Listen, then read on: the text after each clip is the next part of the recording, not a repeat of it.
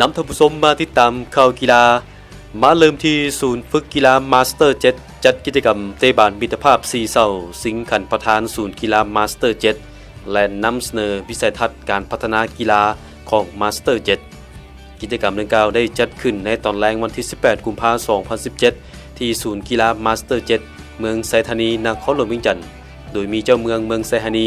อำนาจการปกครองท้องถิ่นพร้อมด้วยประธานศูนย์ฝึกกีฬามาสเตอร์7รวมทั้งคณะที่เกี่ยวข้องนักกีฬา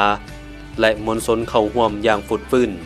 กิจกรรมครั้งนี้จัดขึ้นเพื่อเป็นการพบปะหันแน่นความสามัคคีระหว่างอำนาจการปกครองท้องถิ่นกับคณะบริหารและสมาชิกของมาสเตอร์7ซึ่งมี4ทีมเข้าร่วมเส้นอำนาจการปกครองเมืองไซธานีศึกษาธิการและกีฬาเมืองปกส.เมืองและทีมมาสเตอร์7ซึ่งในโอกาสดังกล่าวท่านหนูคอนพรหมจันทร์ประธานบริษัทมาสเตอร์7ก็ได้ถือโอกาสนำเสนอวิสัยทัศน์ของมาสเตอร์7ในการพัฒนาทรัพยากรมนุษย์ในด้านการศึกษาและกีฬารวมทั้งการสร้างอาชีพและรายได้สู่สังคมจุดประสงค์ของการจัดงาน Master Night นั่นก็คือการสร้างความสามัคคีหักแพงเนาะกับบรรดาอำนาจการปกครองท้องถิ่นรอบข้างโดยเฉพาะแมนอำนาจการปกครองเมืองไซธานีนี้เนาะจุดประสงค์ที่2ก็คือการขยายวิสัยทัศน์เนาะของ Master 7ว่า Master 7ต้องการจะเห็นหยังเนาะเกิดขึ้นในเมืองไซธานีและก็ในทั่วประเทศในอนาคตเนาะข้าพเจ้าได้สนทนากับศึกษาเมืองเนาะในอนาคตเขาจะจัดขันสำหรับอนุชนเนาะแล้วก็สันสำหรับอาวุโสหรือขันของเอิ้นว่าองค์การจะตั้งรอบข้างของเมืองไซธานีเนาะสิงขันเจ้าเมืองในอนาคตพวกเขาจะวางแผนให้เป็นสั้นมาสเตอร์7ติดพันอยู่4 สอเนาะสร้างคนสร้างงานสร้างรายได้และก็สร้างชาติเนาะแต่ส่วนศูนย์กีฬาแล้วเนี่ยพวกเขามุ่งเน้นว่าสร้างเยาวชน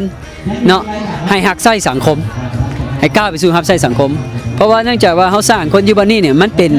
เขาเอิ้นว่าเป็นเจเนอเรชันเนาะเป็นรุ่นเนาะหลังจากเติบโตแล้วใหญ่แล้วเนี่ยเขาก็กลายเป็นครูสอนผู้ที่น้อยกว่าเขาเนาะหมายถึงว่าเขาเป็นผู้นำสืบทอดว่าเถอะจนกลายมาเป็นโค้ชบางคนเป็นนักเตะแล้วก็กลายนักเตะแล้วก็กลายมาเป็นครูฝึกเนาะในอนาคตสำหรับมาสเตอร์7มีวิสัยทัศน์พัฒนาบุคลากรโดยแนไซ4สอคือสร้างคนสร้างงานสร้างรายได้และสร้างประเทศชาติซึ่งมาสเตอร์7ได้ลงลึกพัฒนาด้านการศึกษาและกีฬาเป็นเป้าหมายหลักเช่นกีฬาเบสบอลกีฬาดอกปีไก่และกีฬาเตะบาส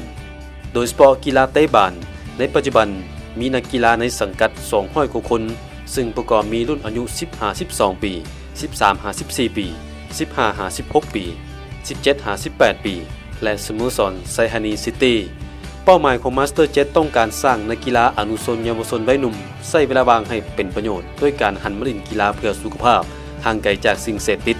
สร้างให้เขาเจ้ากลายเป็นนักกีฬาที่มีคุณภาพมีพรสวรรค์และมีระเบียบวินัยเพื่อเกียรติรับใช้สโมสรและรับใช้ชาติในอนาคตและมุ่งหวังจะสร้างเมืองไซธานีเป็นเมืองอุตสาหกรรมนักกีฬาเตะบาสในอนาคตเมื่อเด็กน้อยเขามาอยู่ในนี่พวกเขาบ่ได้เพียงแต่ว่าให้เขาฝึกเตะบาสเท่านั้นเขามีศูนย์ภาษาอังกฤษเนาะตอนนี้ศูนย์ภาษาอังกฤษเขามี135 คนละเขาเปิดเพียงแต่2 เทอมแต่135 คนนี่เป็นวิสัยที่บอกว่าเขาสร้างคนให้กลายเป็นว่าคนที่จะมีคุณภาพในการที่จะสามารถมีวิเหตุงานทำได้ในอนาคตแต่แท้จริงมาสเตอร์7ของเขาเนี่ยดูแลสโมสรไซธานีซิตี้อยู่เนาะพวกเขาก็ตั้งใจอยากปั้นนักเตะให้ก้าวไปสู่นักเตะอาชีพในอนาคตเนาะอันนี้คือความฝันของเขาและอย่างที่ข้าพเจ้าได้บอกในบนเครื่องเวทีแล้วว่าเขาต้องการอยากให้เมืองไซธานีกลายเป็นว่าเป็นอุตสาหกรรมนักเตะเป็นแดนนักเตะเนาะเกิดขึ้นหลายๆคนเนาะอันนี้คือสิ่งที่พวกเราอยากเห็นในอนาคตนะทั้งศูนย์มาสเตอร์เขาก็อยากจะฝากไปถึงทุกคนที่ชมรายการอยู่เนาะบอกว่าเขาอยากเห็นเด็กเยาวชนของชาติเนี่ยถูกสร้างในวัฒนธรรมที่ถูกต้องในทิศทางที่ถูกต้องวิสัยทัศน์ที่ถูกต้องเพราะวิสัยทัศน์ของเด็กเนี่ยจะเปลี่ยนแปลงอนาคตเขาเนาะเปลี่ยนแปลงวิถีชีวิตเขาเนาะอันนี้คือสิ่งที่มาสเตอร์อยากฝากว่ามาสเตอร์สามารถช่วยทานครูฝึกของพวกเขาเนี่ยได้เตรียมความพร้อมในการที่จะเปลี่ยนทิศของเด็กน้อยเนาะ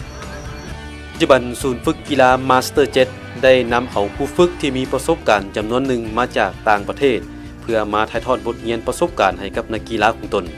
และในเดือนสิงหาคม 2017 นี้ Master Jet จะร่วมมือกับโรงเรียนฝึกนักกีฬาเตะบาสของเบรซิลเพื่อเป็นคู่ร่วมมือพัฒนานักกีฬาสู่อาชีพและแลกเปลี่ยนบทเรียนซึ่งกันและกันสำหรับ Master Jet ได้สร้างตั้งมาแต่ปี 2003 ดำเนินธุรกิจในหลายด้าน เป็นต้นห้านถ่ายรูปอัดเอกสาร และป้ายโฆษณาต่างๆ ก่อนมาขยายเป็นศูนย์กีฬาและศูนย์ภาษาอังกฤษ